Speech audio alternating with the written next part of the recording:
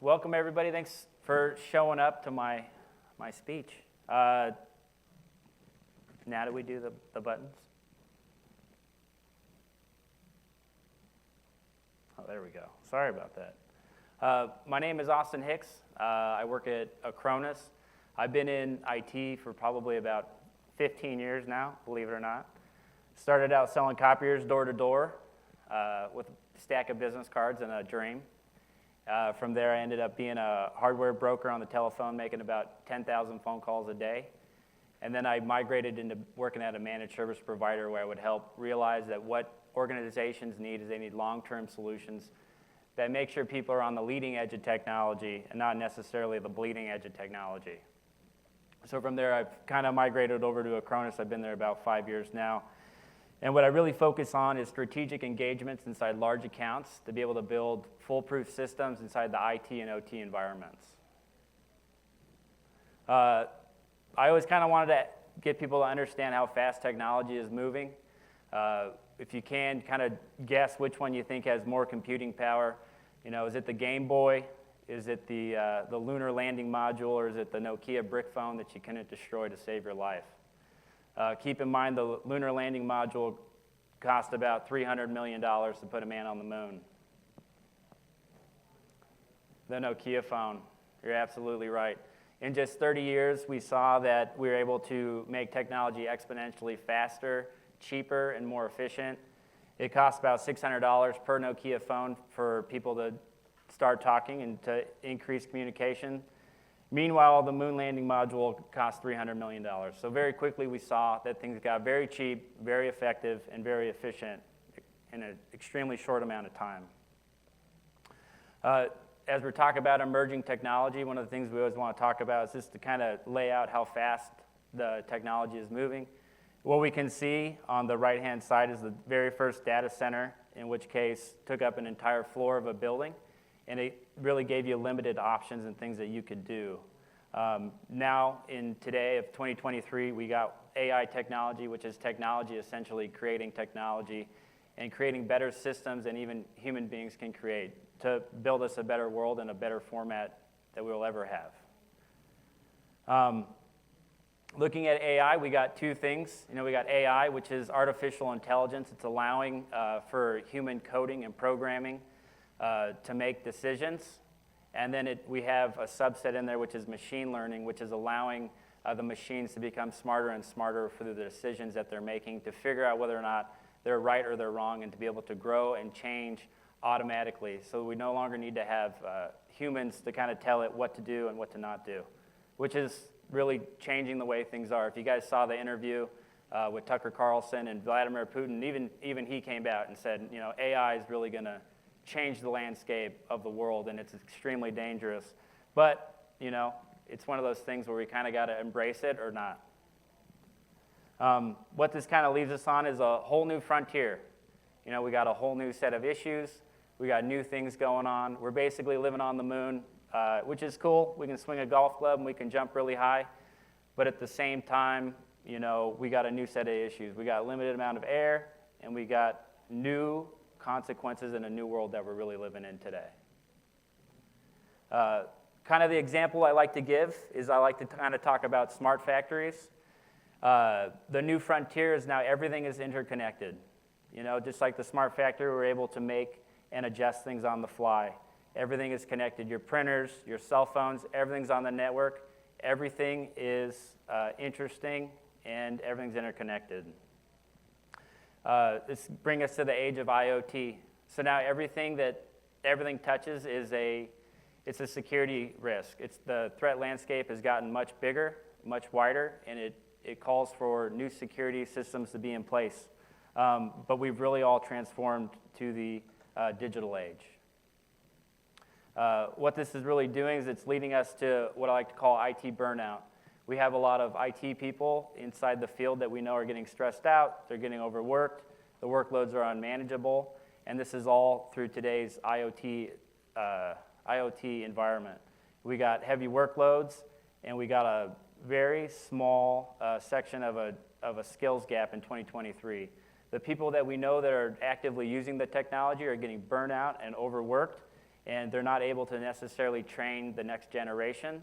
So right now, I think there's a 500,000 shortage of jobs inside the IT space, and it's causing for a large amount of work to not be able to be completed. And what this is also doing, it's leaving a big gap in the way that security and the landscape is looked at. So what we're doing is the human element is missing a lot of things in attacks. And a couple of things we always want to talk about is there the big 5 hits that happened in 2023. A couple of them was like the Caesar's Palace attack. And then what they're noticing is it's going to be about a 10 trillion annual cost in ransomware viruses that are happening right now. One of the big ones that happened last year was the Royal Mail. What ended up happening was that they were using outdated hardware. They had poor endpoint security, and they were also sharing a lot of passwords.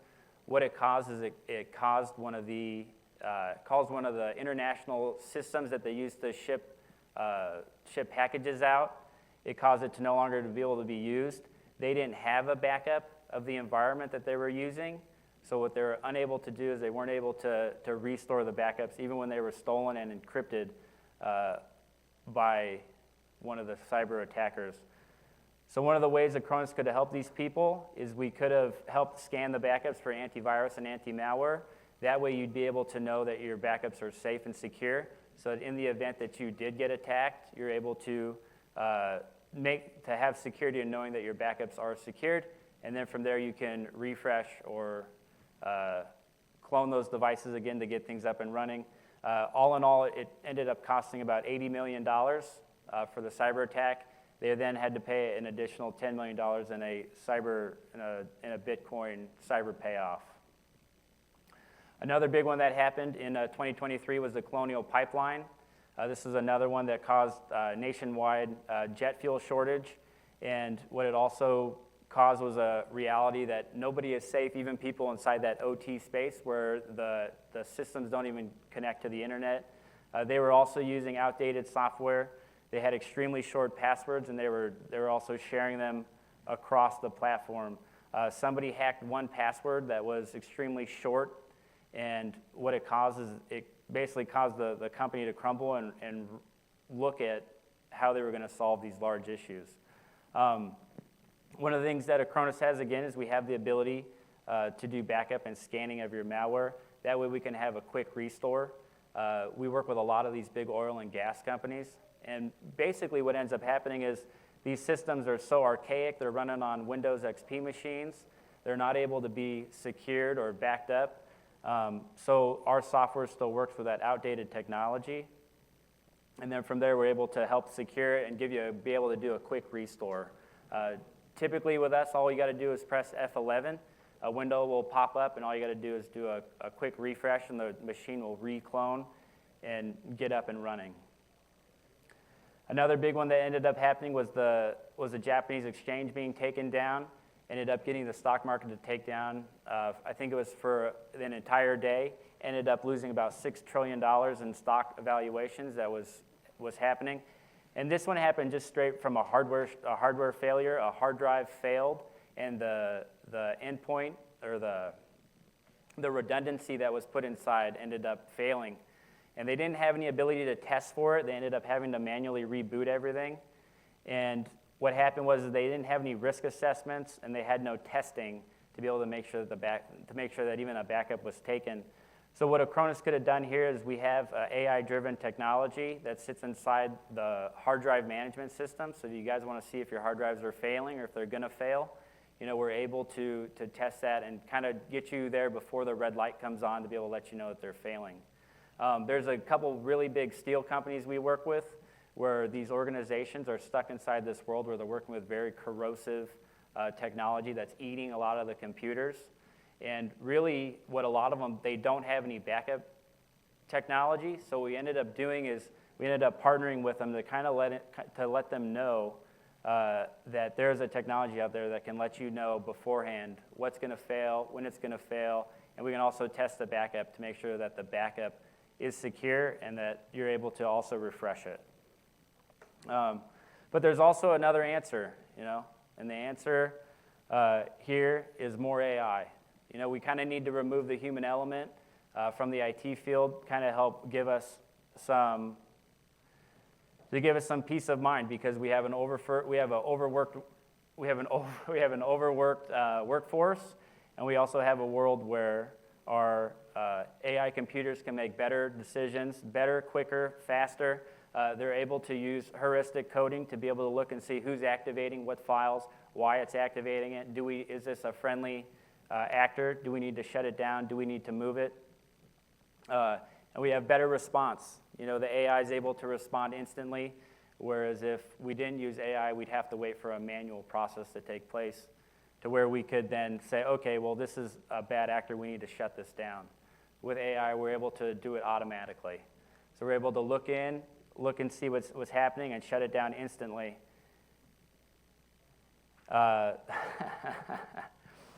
So last year, there were about 250,000 cyber attacks, and they lasted about a day. So we can see that in today's framework, we're constantly getting attacked. There's new attacks every day. AI is definitely making it easier for criminals, because it can write its own code and it can work automatically without intervention. But the bugs are coming, and they continue to come. There's only a quick way to kind of restore everything. But as we can see, there's three things that are really hampering the IT field. A lot of it's data corruption, cyber attacks, and outdated OS systems. When it comes to data corruption, we saw that in the Japanese exchange being taken down. We saw that the data was corrupted and it wasn't able to be restored. So with Acronis, you're able to take an image or a full backup to be able to make sure that there are any changes to the data. You're also able to refresh your old information to kind of do a rollback to make sure your data is secured. Another thing is cyber attacks. This is something that Acronis has going on. We have a AI technology built inside of our software, so that if anybody is touching anything or kind of locking down any systems, we have AI built into our cyber attacks that can help protect and defend your endpoints with our EDR response. And then another thing we see all the time in today's manufacturing space and security, we see a lot of outdated OS systems. I work with a lot of the big Fortune 500, and you guys would be amazed at how many XP and Windows 7 machines are still out in the field. It's very important to kind of help protect these devices, make sure that there's some form of protection on top of them. That way your environment is secured. Because it's a IoT environment now, everything is at risk, and we need to kind of look at ways to mitigate that risk. And yeah, that's it. Any questions or anything? Any questions? No? All right. That's it. That's true. All right. That's it.